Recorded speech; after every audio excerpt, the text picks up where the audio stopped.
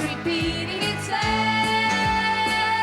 The Eurovision Song Contest. For one night, every year, Europe transforms. Fierce national rivalries dissolve into a glitter-soaked fever dream, where the most pressing question isn't what's happening in Brussels, but did Moldova just send a man in a spacesuit playing a neon violin? But here's the burning question. How did this messy, joyful chaos turn into the overproduced, predictable spectacle we see today? Because, and let's be clear, Eurovision wasn't always a hyper-polished circus. Once upon a time, it was something wilder, weirder, and much better.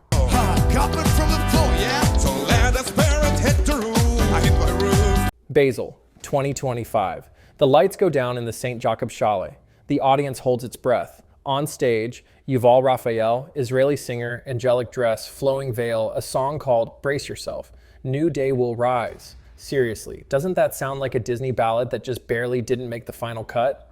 But there she is. And as the camera slowly zooms in and the first notes ring out, something else hums backstage. Tension. On social media, hashtags are flying. Hashtag boycott Israel, hashtag Eurovision, hashtag free Palestine. In the arena, there's applause, sure, but also whistles, booing, shouting.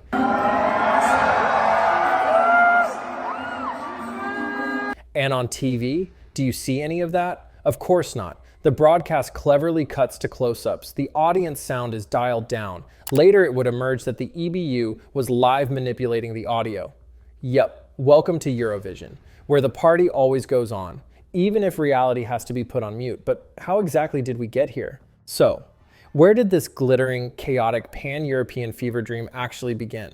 Let's rewind to 1956, post-war Europe. Cities still scarred, economies struggling, old rivalries simmering under the surface, and someone at a newly formed broadcasting union, probably over too much coffee and a desperate hope for unity, says, what if instead of fighting, we battle it out through song? Boom, Eurovision is born. 7 countries, 1 stage, 1 slightly awkward live broadcast. Switzerland wins the very first edition with a song nobody remembers. But here's the key. It wasn't about that one song. It was about the idea. An idea so beautifully naive and hopeful it almost shouldn't have worked. Let's gather once a year and let music, not politics, decide who takes home the glory. But who made it all possible? Enter the EBU. Full name, European Broadcasting Union. Sounds fancy, right? Picture it. A room full of gray-suited men somewhere in Geneva, surrounded by stacks of papers and coffee cups, deeply convinced they are connecting the world. The EBU coordinates broadcasting across Europe and handles big things: the Olympics, the World Cup, and of course, the crown jewel, Eurovision. And no, even though it's called Eurovision, why respect geographic borders? Israel? In since 1973. Australia? Since 2015. Sure. Morocco? Once in 1980, just for fun. Really, the Eurovision universe is like a pop culture Hunger Games where anyone can join as long as you've got a decent satellite connection. Back then, Eurovision felt alive. Amateurish, but in the best possible way.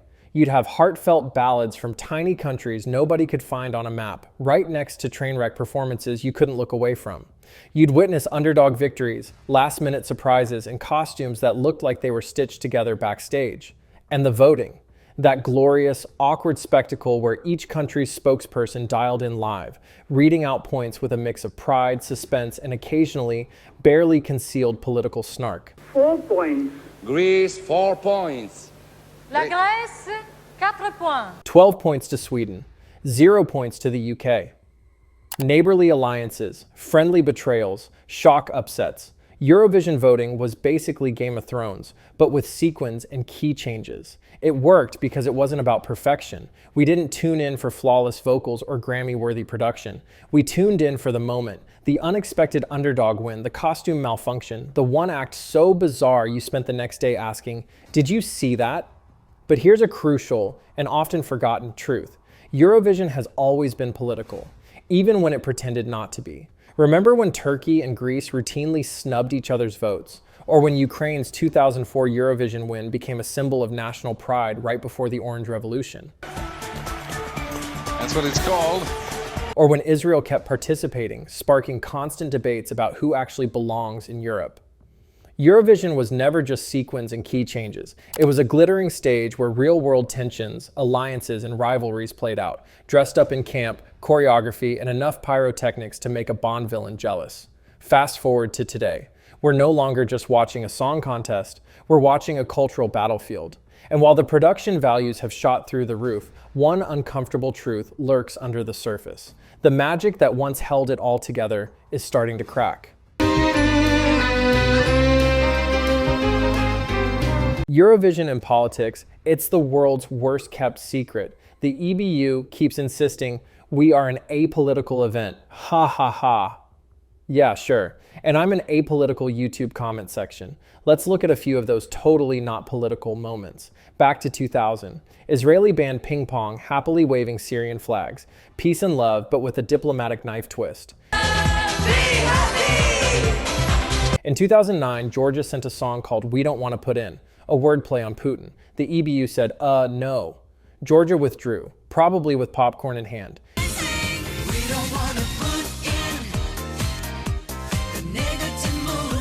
In 2017, host country Ukraine refused to let Russian singer Yulia Samoylova enter. Why? Because she had performed in annexed Crimea. Russia withdrew, #awkward, and then 2022. The big breaking point. For the first time, the EBU kicked out a country over military invasion, Russia, after the attack on Ukraine. Critics immediately said, aha, a precedent. But when people asked, hey, what about Israel during the Gaza war? It got very quiet. So quiet you could hear the echo of the word selective rolling through the Alps. And don't forget, 2019 Icelandic punk band Hatari, who held up Palestinian flags during the vote reveal. Result?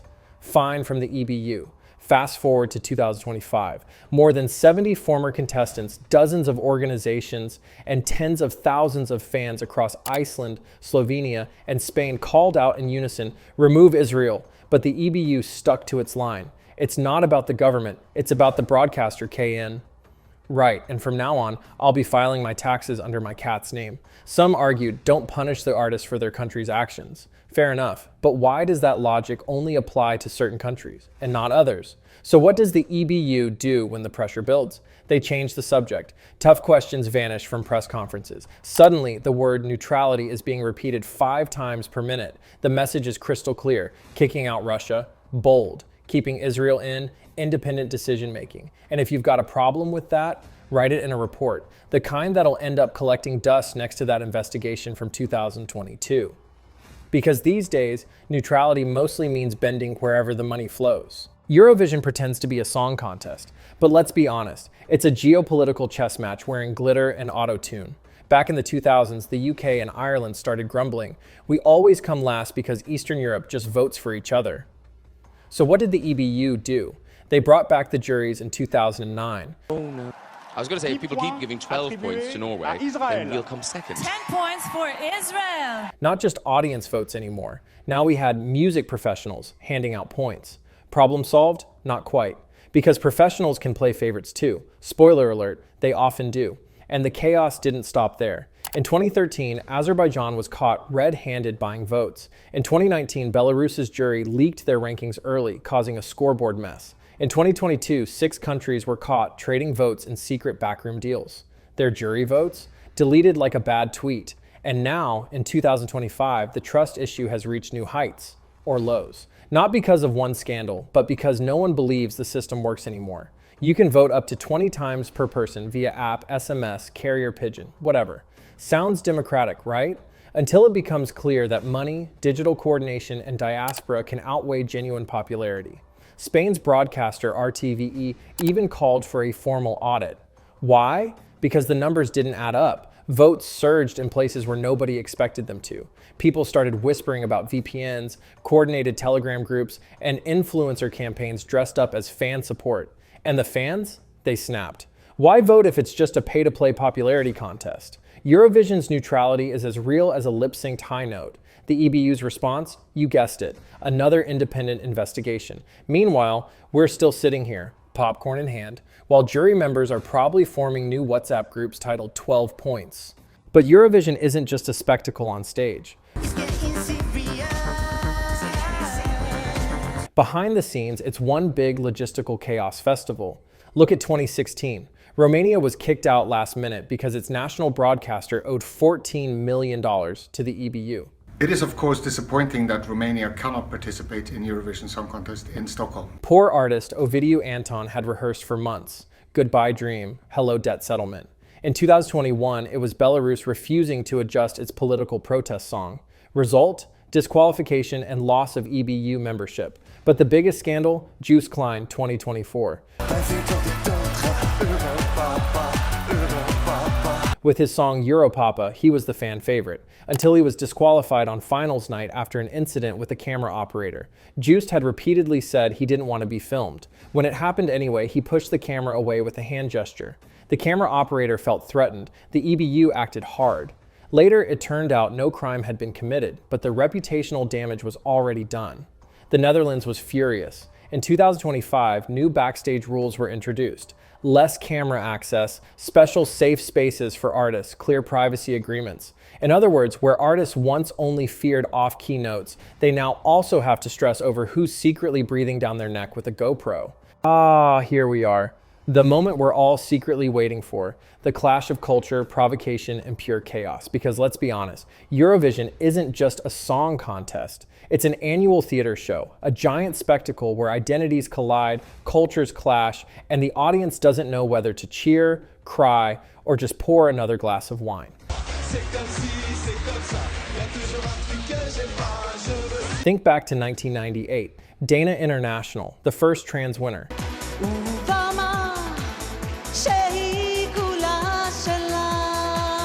Conservative circles in Israel freaked out. Rabbis angrily preached on TV, but the audience, they just sang along.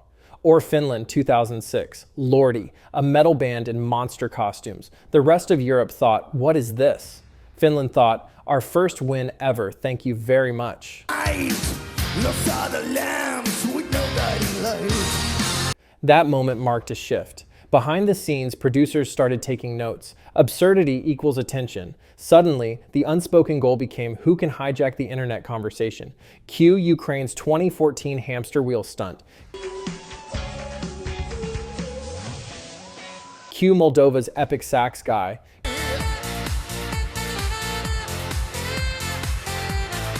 Cue Norway's banana-eating, subwoofer-wearing aliens in 2022. These weren't accidents, they were calculated chaos. Fast forward to 2025. Estonia sends Tommy Cash with espresso macchiato, an absurd mix of techno and stereotypical Italian gestures.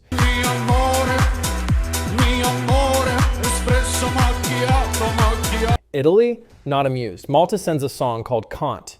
Yes, sounds exactly like that English swear word.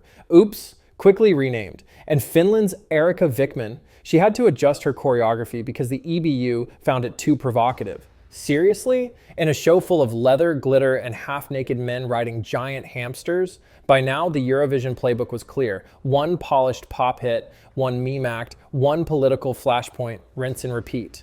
Eurovision might feel like pure chaos on stage, but behind the cameras, it's all tightly choreographed, sometimes a little too tightly. Take 2025. When Yuval Raphael performed for Israel, the crowd booed. Hard. But on TV? Silence. The